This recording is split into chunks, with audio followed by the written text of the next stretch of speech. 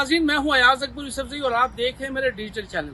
नाज़रीन, बानी पीटीआई ने कल के लिए जो है ये जुमे के रोज़ कॉल दे रखी है कि जुमे के रोज़ सब लोग यहाँ पर पहुंचे। जो इसमें अकब में आपको नज़र आ रहा होगा, इसको डी चौक भी लोग कहते हैं। वैसे इसका नाम तो एक्सप्रेस चौक है, लेकिन डी चौक के नाम से ये जगह मशहूर है। ये वही जगह है जहाँ पर 2014 में खान साहब ने धरना दिया था।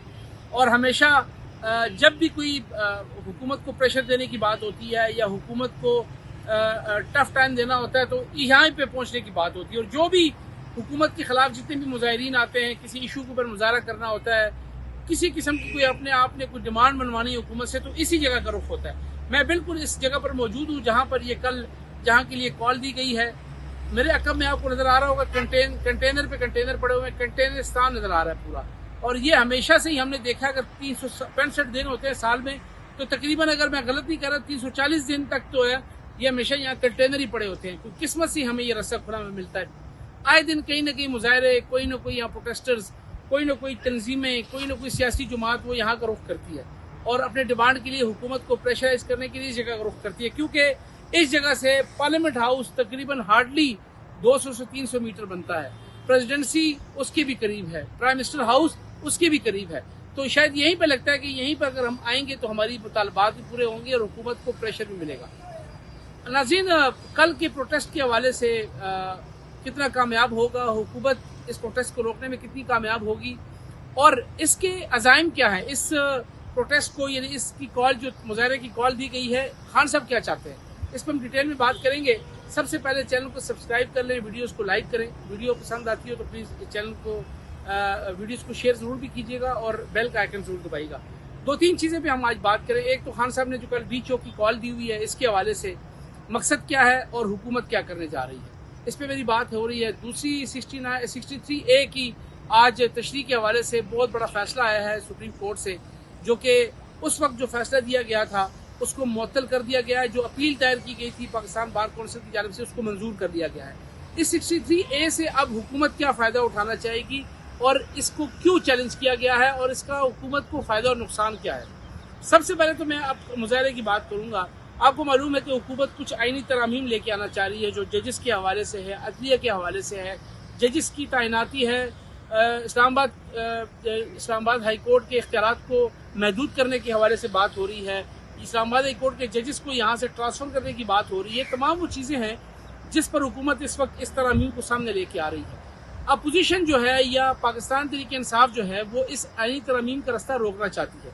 इससे पहले हुकूमत एक अटैम्प्ट की थी जो कि मौलाना फजल रहमान की मदद से पीटीआई रोकने में कामयाब हुई, जबकि हुकूमत ने पूरा बंदोबस्त कर रखा था, अपनी कैलकुलेशन मुकम्मल की हुई थी। लेकिन हुकूमत को तमाम चीज़ें जो है वापस लेनी पड़ी और उस दिन आइनी तरामीम लाने के बजाय हुकूमत जो है वो चुप करके डिस्पर्स होगी और लोग जो इधर उधर हो गए। उसमें मैं समझता हूँ कि उसमें जीत जो है वो पीटीआई की हुई और पीटीआई ने जो उस वक्त कार्ड खेला है वो बड़ा ज़बरदस्त रहा।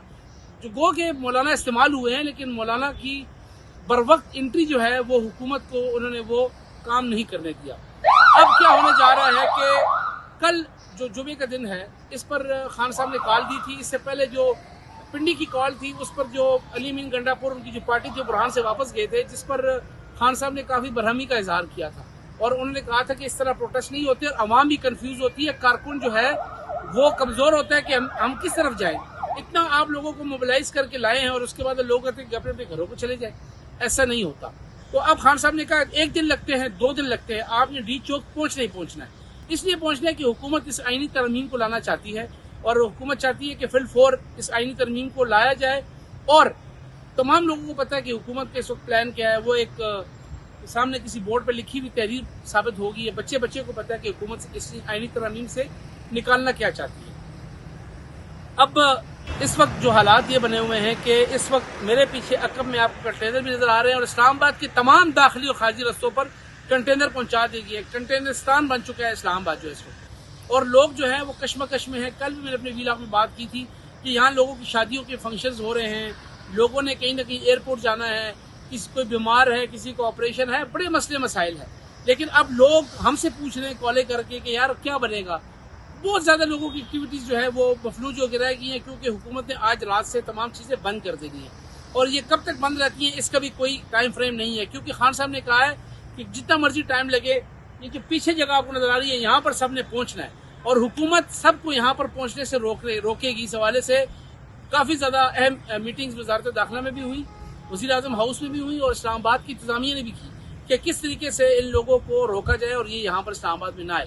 کل مجھے یہ خدشہ ہے, اللہ نہ کرے, بہت بڑا تصادم کا بھی ہمیں خدشہ نظر آ رہا ہے, کیونکہ وہ لوگ جب آئیں گے, اور انی امین گنڈاپور صاحب جو سی ایم ہیں انہوں نے جو بیانات دیے کہ پٹھان گولی چلانے سے بھی پیچھے نہیں بھاگتا اور پتہ نہیں کیا ہوگا, تو اس قسم کے بیانات سے لوگوں کو مزید مشتعل کیا جا رہا ہے. اور خدا نہ خواستہ کہیں پولیس میں عوام میں کوئی تصادم نہ ہو, کوئی کیجولیٹی نہ ہو. پتہ نہیں آئینی ترمیم کا رستہ رکتا ہے کہ نہیں رکتا, لیکن مجھے لگتا ہے کہ خدا نہ خواستہ کوئی مظلوم جو ہے اس میں اپنی جان کی بازی نہ ہار بیٹھے, کوئی ہمیں جانی مالی نقصان نہ ہو. تو اس لیے یہ چیزیں بڑی سوچ سمجھ کے چلنی پڑتی ہیں, اور کافی زیادہ ایک بربادی سے جو ہے وہ ان تمام چیزوں کو دیکھا جانا چاہیے, اور بہت ہی عقل اور شعور سے تمام فیصلے کرنے چاہیے. تو دیکھتے ہیں کہ کل کیا ہوتا ہے. صبح سے ہی جو ہے وہ پی ٹی آئی کے ورکرز کوشش کریں گے یہاں پر پہنچے. اس کے حوالے سے کے پی میں سی ایم آفس میں ایک اجلاس بھی ہوا, انہوں نے پوری ڈیوٹیز بھی لگا دی ہیں, کس نے کہاں سے پہنچنا ہے, کون کون سے روٹ سے آنا ہے. اسلام آباد انتظامیہ نے بھی اپنا کام کر لیا ہے, کون کون سے روٹس کو کلوز کرنا ہے, کون کہاں سے آئے گا, تمام پوری پلاننگ ہو چکی ہے. اب کل مقابلہ ہے اسلام آباد انتظامیہ کا, حکومت کا اور پی ٹی آئی اور اپوزیشن کا, کہ وہ یہاں پر آنے میں کامیاب ہوتے ہیں کہ نہیں. وہ بھی مولانا فضل الرحمان نے آج پریس کانفرنس بھی کی, انہوں نے بھی کہا کہ حکومت کی اجرت کا مظاہرہ نہ کرے. حکومت کو چاہیے کہ اس وقت کیونکہ ملیشین پرائم منسٹر جو ہے وہ یہاں موجود ہے, انہوں نے کل صبح جانا ہے. اس کے ساتھ ساتھ ایس سی او کی شنگھائی تعاون تنظیم کے سربراہوں کا اجلاس ہونے جا رہا ہے 15-16 کو, وہ انہوں نے 14 تاریخ سے آنا شروع کر دینا. تو انہوں نے آج ایک پریس کانفرنس میں اپیل کی کہ حکومت کو بھی جلد بازی کا مظاہرہ نہیں کرنا چاہیے. آئینی ترمیم کے حوالے سے کس بات کی جلدی ہے, اور اپوزیشن کو بھی ریکویسٹ کی گئی ہے کہ وہ اس کو ایس سی او کے اجلاس تک مؤخر کر دے, دونوں اجلاس کو بھی مؤخر کر دے, آئینی ترمیم کو بھی مؤخر کر دے اور یہاں پر احتجاج کو مؤخر کر دے. ابھی تک تاحال جو میں ویلاگ ریکارڈ کر رہا ہوں اس کے حوالے سے بھی کوئی پالیسی فیصلہ نہیں آیا. نہ ہی پی ٹی آئی نے بھی اس پروٹیسٹ کو مؤخر کرنے کے حوالے سے کوئی اعلان کیا ہے, اور نہ ہی حکومت نے کوئی آئینی ترمیم نہ لانے کے حوالے سے کوئی ٹائم فریم دیا ہے. اس لیے جو اس وقت ویلاگ ریکارڈ ہو رہا ہے, اس وقت سٹیٹس یہی ہے کہ پی ٹی آئی نے یہاں آنا ہے, حکومت نے ان کو روکنا ہے. آج جو 63A کا فیصلہ آیا ہے سپریم کورٹ سے, جو کہ میں پہلے بھی ویلاگ میں بتا چکا ہوں, جو کہ ریویو پٹیشن میں جائے گا, یہ وہ فیصلہ ہے جو حمزہ شہباز کی حکومت کے وقت جب ان کا الیکشن ہوا تھا, مسلم لیگ کاف کے کچھ لوگوں نے ووٹ دیا تھا, جس کو بعد میں سپریم کورٹ میں چیلنج کیا کہ ڈیفیکشن لگائی گئی, کہ اس کے اندر جو اس وقت کی سپریم کورٹ نے فیصلہ یہ دیا تھا کہ آپ جب ووٹ ڈالیں گے نا ووٹ کاؤنٹ ہوگا اور آپ ڈی سیٹ ہو جائیں گے. تو وہ لوگ ڈی سیٹ بھی ہوئے تھے اور ووٹ بھی کاؤنٹ نہیں ہوا تھا, اور حمزہ شہباز صاحب کی گورنمنٹ فارغ ہو گئی تھی. اب اس کی تشریح آ گئی ہے, جو اپیل تھی منظور ہوئی ہے, اس کے ساتھ اب آپ ڈی سیٹ ضرور ہوں گے لیکن آپ کا ووٹ کاؤنٹ ہو جائے گا. یعنی آپ نے جرم سرزد کیا پھر آپ کو سزا ملی, اس وقت نہ آپ نے جرم کیا اور نہ جرم بھی کر لیا اور سزا بھی مل گئی. تو اس طریقے سے یہ چیزیں جو ہیں وہ اب سامنے آ رہی ہیں. حکومت کی یہ جیت ہے. اب حکومت کے پاس اپنی آئینی ترامیم منوانے کے لیے اب ان کو فلور کراسنگ کا راستہ کھل چکا ہے. اب وہ کسی اور پارٹی کے لوگوں کو پلس پی ٹی آئی کے آزاد اراکین کو بھی پکڑ سکتے ہیں کہ وہ آئیں ووٹ ڈالیں, بشک ڈی سیٹ ہوں, ووٹ کاؤنٹ ہوگا, آئینی ترمیم ہوگی, اور ان کو دوبارہ ری الیکٹ کر کے ان کو گارنٹی دی جائے گی کہ وہ آئیں اور پارلیمنٹ کے اندر بیٹھیں اور یہ پھر پارلیمنٹ کا حصہ بنے. تو یہ حکومت کا پلان تھا. آپ کو بتایا تھا کہ 2 پلان تھے, مخصوص نشستیں پلس 63A کی تشریح. مخصوص نشستوں کے حوالے سے بھی تاحال ابھی تک کوئی کلیئرٹی نہیں ہے, اسٹیٹس کو ہے. سیٹیں جو ہیں وہ ابھی تک پی ٹی آئی کو نہیں دی گئیں, نہ ہی پی ٹی آئی کے جو 30-35 اراکین ہیں ان کو ڈکلیریشن ملا ہے, وہ ابھی تک آزاد حیثیت میں بیٹھے ہوئے ہیں. حکومت کے پاس یہ چانس ہے کہ ان کو ادھر لا کر ان سے آئینی ترامیم کروائی جائے, اور ہو سکتا ہے حکومت کو منانے کی ضرورت بھی نہ پڑے. تو یہ بڑی ہی کشمکش ہو رہی ہے اس وقت. حالات ایسے ہیں. بانی پی ٹی آئی کو میسج بھجوایا گیا تھا کہ آپ جو ہیں اس اجلاس کو ایس سی او کی میٹنگ تک مؤخر کروا دیں.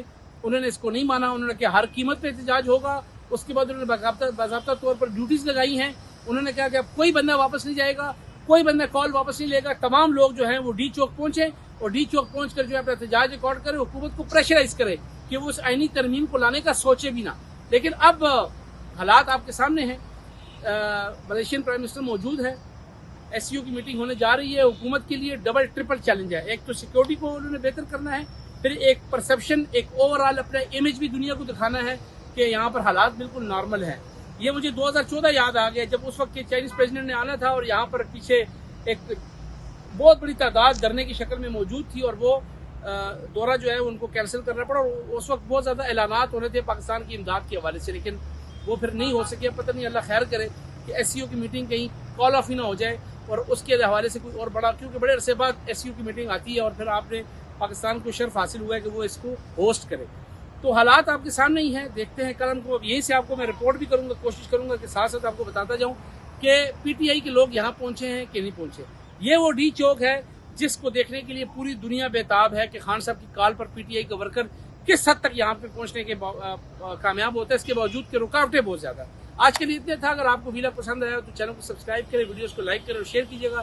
اپنا خیال رکھیے گا. اللہ حافظ.